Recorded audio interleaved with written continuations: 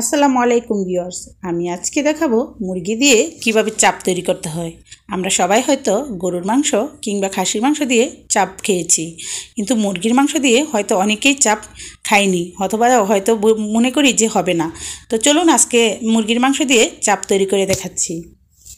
তো প্রথমে আমি মুরগির বুকের পিসগুলো কেটে নিয়েছি এভাবে। তারপরে এই পিসগুলোকে আমি পাটা পুতায় থেতলিয়ে নিয়েছি।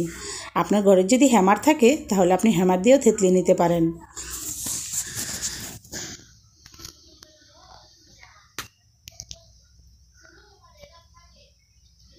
তো ধীরে ধীরে দিতে হবে যাতে মাংসটা থেতলানোর পর আলগা হয়ে না যায়। হালকা হালকা করে দিয়ে তারপরে লবণ দিয়ে মাখিয়ে নিতে হবে। এই যে দেখুন কতটা সুন্দর থেতলানো হয়েছে। এখন আমি এগুলোকে লবণ দিয়ে মাখিয়ে নিয়েছি, আর দিয়ে দিচ্ছি একটু রসুন বাটা।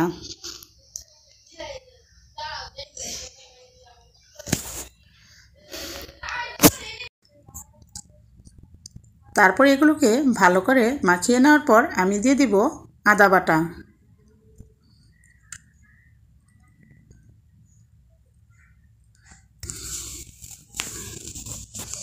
আদা বাটাটাকেও আমি আস্তে আস্তে ধীরে ধীরে মাখিয়ে নিচ্ছি, আর লবণটাকে মাখিয়ে কতক্ষণ রেখে দেওয়াটাই উত্তম, তাহলে মাংসের ভিতরে সুন্দর করে লবণটা গলে তারপর ঢুকে যাবে।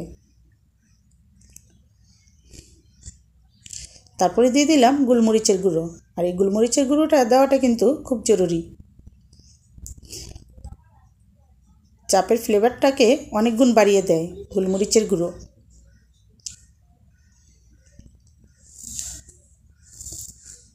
তারপরে দিয়ে দিলাম সামান্য মরিচের গুঁড়ো, তারপরে দিলাম সামান্য হলুদের গুঁড়ো,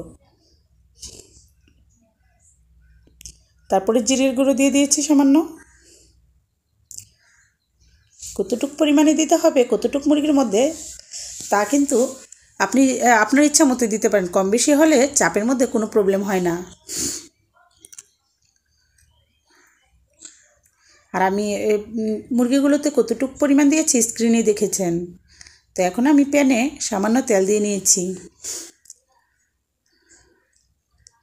তেলটাকে ঘুরিয়ে ঘুরিয়ে গরম করে নিয়েছি। তারপর আমি আস্তে আস্তে চাপগুলোকে দিয়ে দিচ্ছি।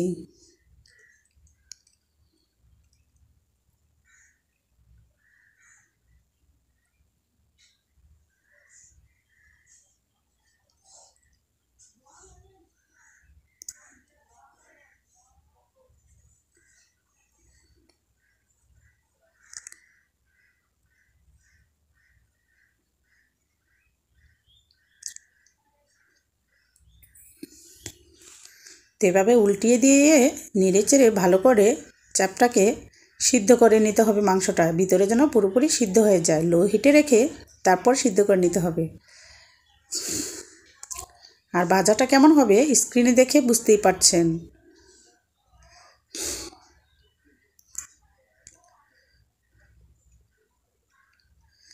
তো দেখুন কতটা সুন্দর কালার চলে আসছে।